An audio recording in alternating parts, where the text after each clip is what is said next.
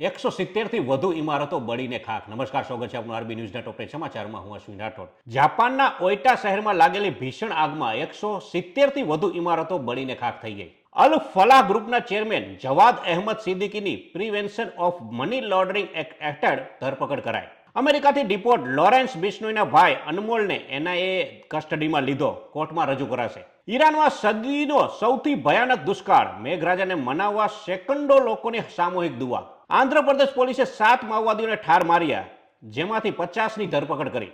Saudi Arabia અને US વચ્ચે પરમાણુ કરાર અને F-35 ડીલ પર ઐતિહાસિક કરાર થયા. આઈસીસી રેન્કિંગ વનડેમાં રોહિત શર્મા બીજા સ્થાને સરક્યો. ડેરિલ મિશેલ નંબર 1 પર પહોંચ્યો. ગુજરાતના જંગલમાં મળ્યા વાઘની હાજરીના પુરાવા. વન વિભાગના કેમેરામાં વાઘ ટ્રેપ થયો.